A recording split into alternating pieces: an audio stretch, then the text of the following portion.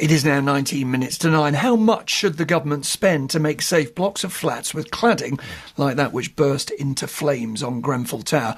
And who exactly should get the money? Let's talk to Thangam Debbonaire now, Shadow Housing Secretary. The talk is of about £5 billion being allocated. Do you think that's not enough?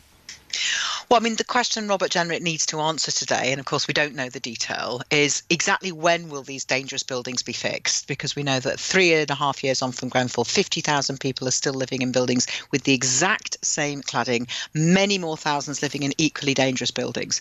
Will he keep his promise to leaseholders that they won't pay? 17 times government ministers, including the Prime Minister very recently, said that leaseholders wouldn't pay.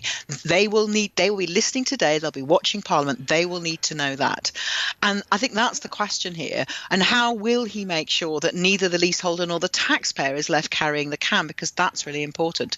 That's the questions for him. Yeah. The question to the Labour Party, though, is if you were in office, would you really spend, as you've talked of, £16 billion? Imagine what that could do for people in some of the worst housing up and down the land, in social housing, in council housing. You really want to spend £16 billion of taxpayers' money on people who can afford to buy their own homes?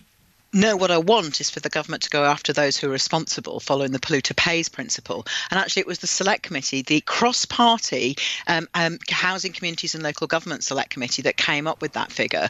I want the government 3.5 years on to have done a proper assessment, which they have yet to do. So actually, they don't actually know the real cost or the extent of the risk. They need to do that work. And it needs to be neither the taxpayer. Sorry, when you say go after them, you mean what? Some have talked of a tax on private developers who've made very big profits over the past year. Is that your favourite approach?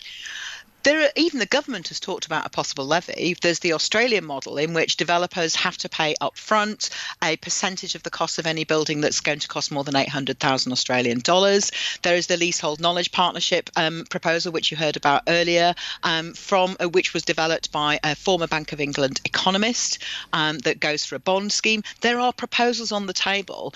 But as I said to the government last week when we pushed a vote in Parliament, they just need to hurry up and pick one, because people are living in dangerous homes tonight. And then there's the wider consequences, which will also have an economic consequence for people who can't move home because they can't sell their home because they can't prove that it hasn't got dangerous cladding on. That affects... As it were, there's no dispute, though, is there, Thangam Debbonaire, about the problem? The difficulty is finding a solution that works and a solution that is affordable.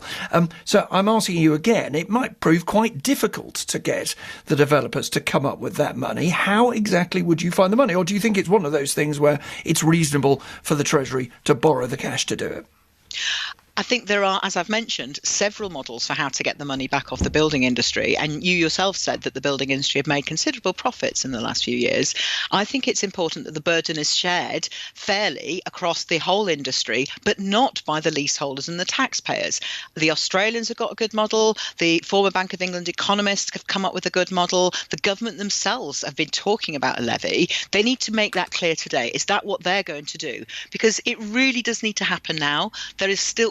When there are still people living with dangerous cladding, which they had nothing to do with, which they did, so they got proper surveys done when they bought these homes. For many of them, they will be people who bought that flat to retire in. And where are they going to get the money to pay for that? Forgive me, that's where we've got to leave it. But thank you very much indeed for coming on, Thangam Debbonaire.